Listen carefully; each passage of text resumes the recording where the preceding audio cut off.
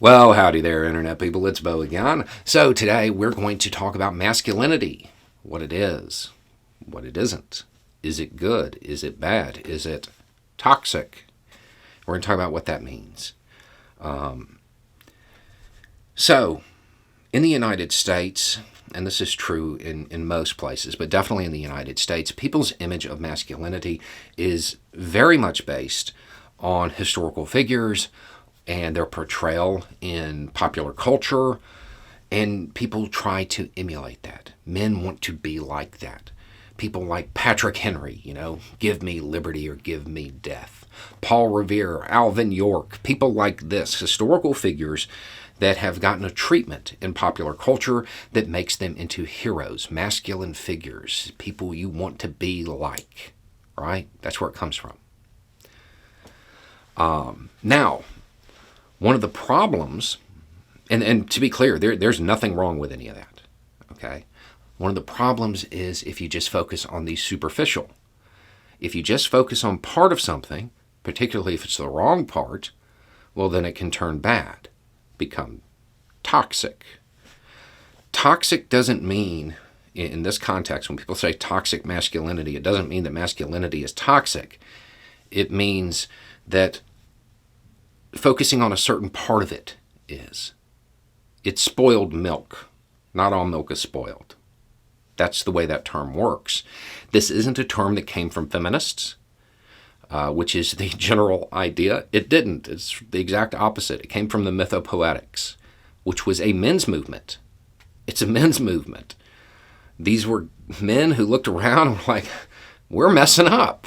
We're messing up. We're focusing on this shallow part and amplifying it, becoming hyper-masculine, toxically masculine, and we're missing the deep masculine, the creative, caring, nurturing side.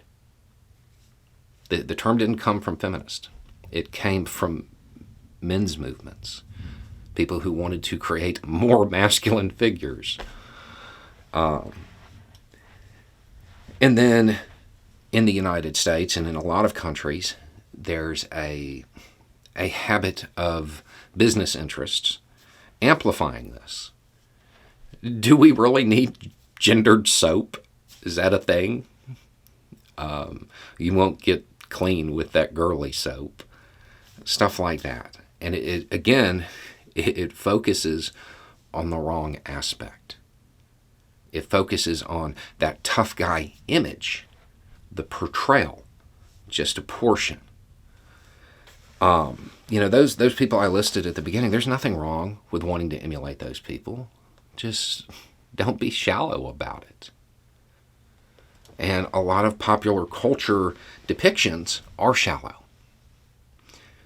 A pop culture reference that I think most people would get is Fight Club.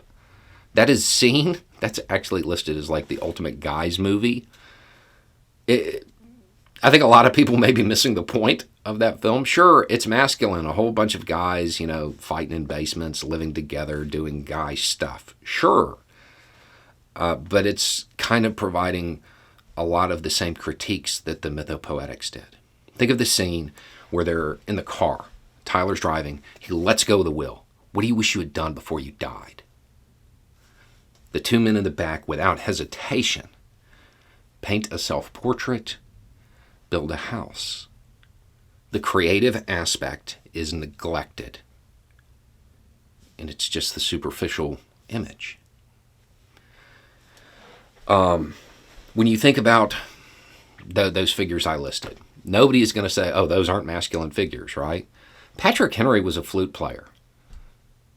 To be clear, he was a literal flute player. He was a musician. He played several instruments. Paul Revere, best known as an artist. Alvin York didn't want to fight. Those aspects, the creative, nurturing side, that gets tossed away. And you're just left with the violence, with the tough guy image. And that is damaging to men and to society as a whole. If you look at most great masculine icons in American history, you're going to find out that most of them were very creative people.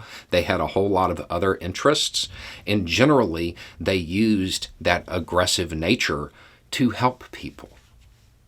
Maybe not always in the best ways, but they thought they were. That's how they viewed their actions.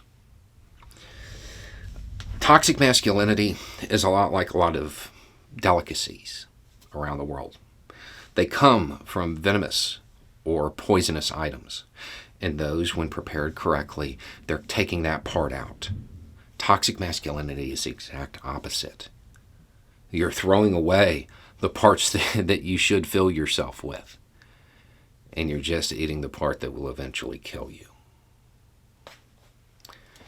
Anyway, it's just a thought. Y'all have a good day.